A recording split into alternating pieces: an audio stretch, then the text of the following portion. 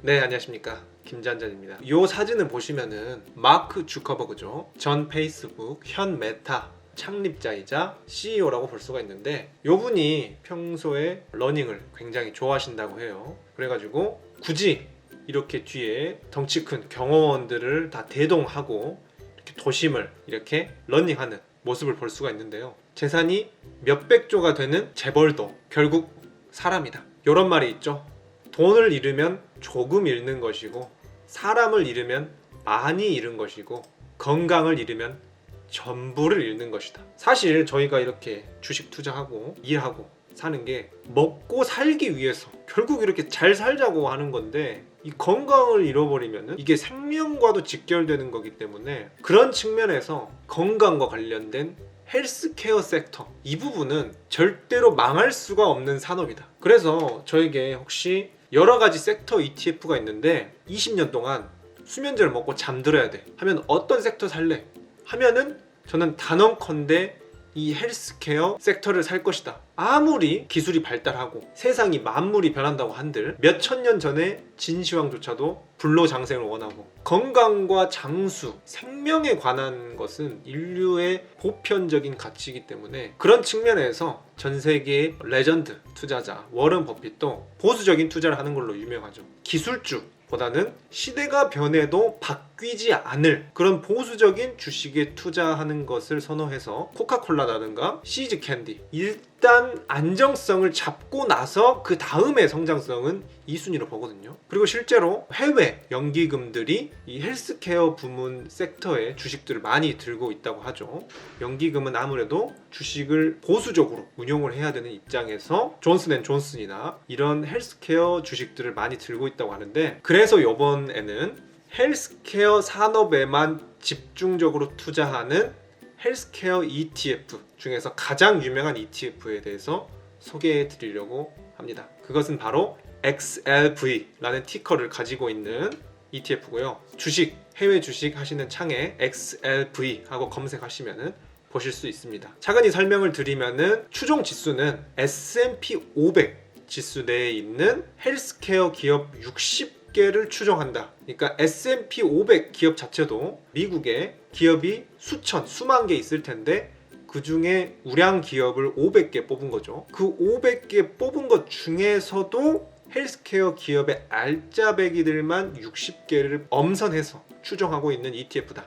이렇게 생각을 하시면 될 것 같고요. 구성 종목을 살펴보겠습니다. 구성 종목은 100% 미국 기업입니다. 그러니까 유럽이나 아시아 기업 이런 건 없고 100% 미국 기업으로 포함이 되어 있다라는 것을 염두에 두셔야 될 것 같고, 상위 10% 어떤 기업들이 있는지 한번 대략 살펴보자면은, 먼저 유나이티드 헬스 그룹 해가지고 가장 미국 내에서 큰 의료 기업이라고 알고 있는데, 그게 거의 10% 가까이 차지하고 있고, 우리에게도 익숙한 존슨앤존슨, 그 다음 2위로 8% 정도, 에브비, 그리고 머크, 일라이 릴리, 화이자 이번 코로나 백신으로 유명한 화이자도 있고요. 그래서 이 상위 10개 기업이 XLV의 53% 정도 비중을 차지하고 있다. XLV에 투자하시게 되면은 XLV 투자금의 절반 정도를 이 상위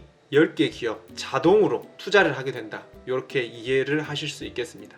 그러니까 XLV 투자를 하는 순간 존슨앤존슨의 주주도 되시는 것이고, 유나이티드 헬스 그룹의 주주도 되는 거고, 화이자의 주주도 되는 거고, 동시에 이들로부터 배당금도 받고, 이렇게 인덱스 펀드의 장점을 누릴 수 있는 거죠. 운용사 굉장히 중요합니다.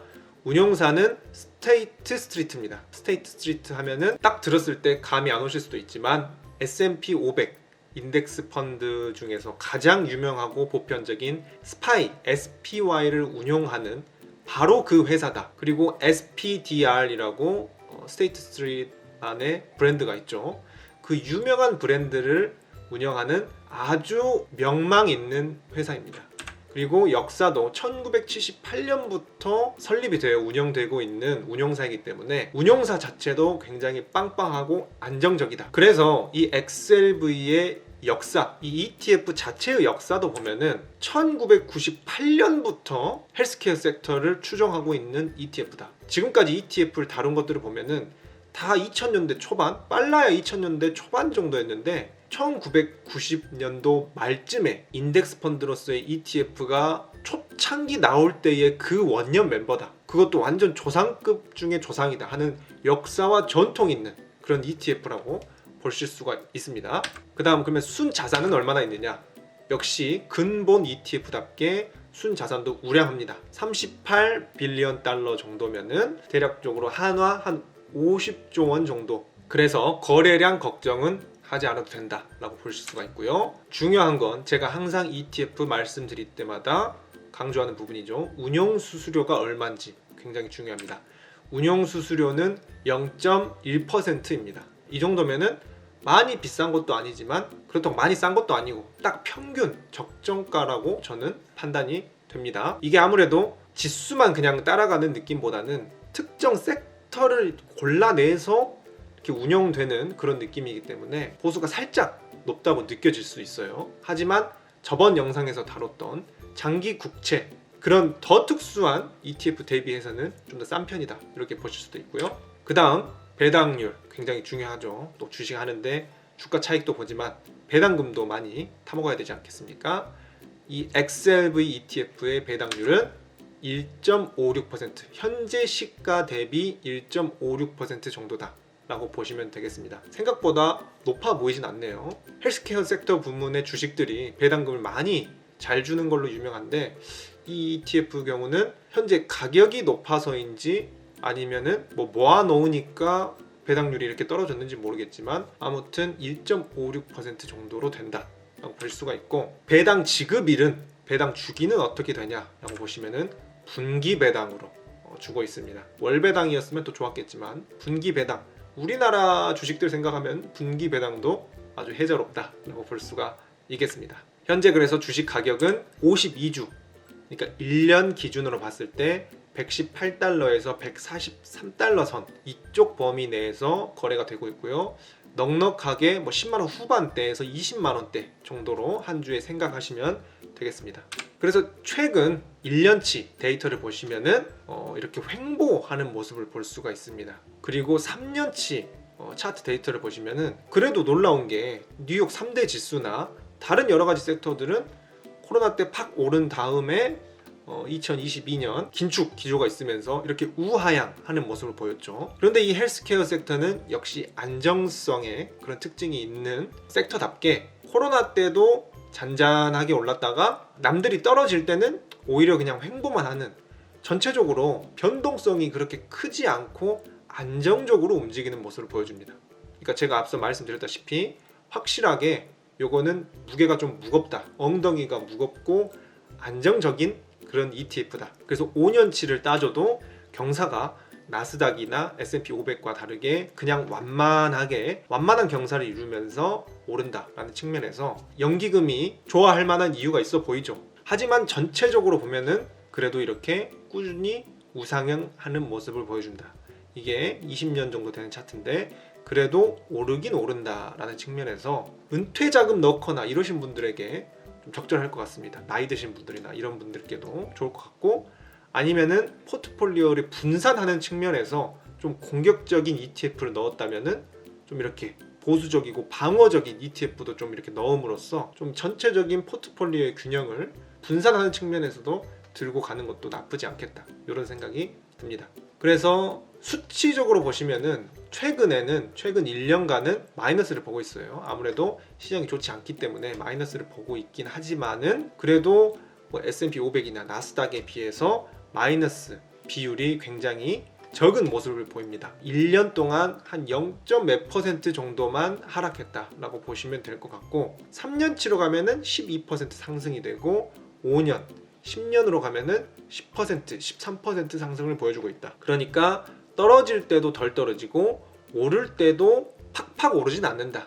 약간 안정적인 느낌이다. 그래서 이거는 S&P 500 지수와 XLV를 비교한 차트인데요. S&P 500 같은 경우는 굉장히 하락장을 맞고 있기 때문에 1년 기준으로 했을 때 이런 하락장의 경우에는 XLV가 훨씬 더 높은 측면에서 안정적인 모습을 보여주는 것을 보여줍니다.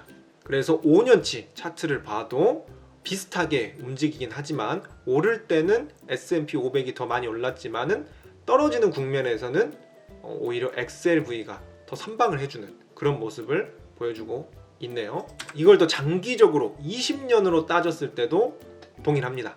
장기적으로 거의 한 20년에 가깝게 세팅을 해봤는데 그렇게 따져도 XLV가 S&P 500 지수는 상회하고 있다. 그러니까 항상 사람들이 시장 지수에 투자를 하라고 하죠. 나스닥 지수나 S&P 500 지수에 투자를 하라고 하는데 일단 S&P 500 지수는 수익률을 먹고 들어간다라는 측면에서 안정성도 있지만 20년치 차트로 봤을 때 시장도 아웃퍼폼하고 있다. 시장도 이기고 있다라는 측면에서 수익률도 사실 무시할 수 없는 ETF다. 하지만 여기서 약간 안타까운 것은 나스닥 QQQ 앞에서는 이렇게 수익률이 때려잡혀진다. 역시 성장의 기술주의 나스닥은 수익률로는 비비기 어렵다.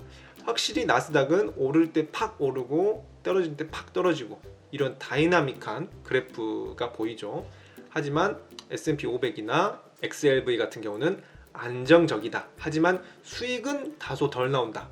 이런 측면을 유념하시고 투자하시는 게 좋을 것 같습니다. 저는 아직 젊고 약간 상남자 기질이 있기 때문에 QQQ에 투자를 많이 하지만 그래도 일부 정도는 XLV로 안정적으로 들고 가는 전략을 쓸 수도 있겠다. 투자 전략에 이런 투자 전략도 추천드릴 수 있는 게 S&P 500 지수에 어차피 XLV가 포함되어 있긴 하죠. 그러니까 S&P 500을 추정하는 ETF를 하나 사셔도 좋지만 아싸리 QQQ 이렇게 성장성을 하나 가져가는 거 하나랑 S&P 500보다 수익률은 좋지만 안정성은 따라잡는 이 XLV 요거를 적절하게 QQQ와 XLV를 섞어서 이렇게 가져가는 것도 시장 상황에 따라서 약간 조절을 하면서 가져가는 것도 그냥 S&P 500을 들고 있는 것보다 좋은 전략이 될 수 있겠다. 저는 이렇게 생각도 듭니다. 제 채널에 가보시면은 이렇게 ETF 관련한 여러 영상들 또 일반 국내 해외 주식 영상 주식 공부하시는데 도움되는 이런 영상들 꾸준히 업로드하고 있으니 유익하셨다면 좋아요 한 번씩 눌러주시고 지속적으로 보시길 원하신다면 구독 눌러주시고 시청해주시면 감사하겠습니다. 네, 지금까지 마음 편한 투자 김잔잔이었습니다.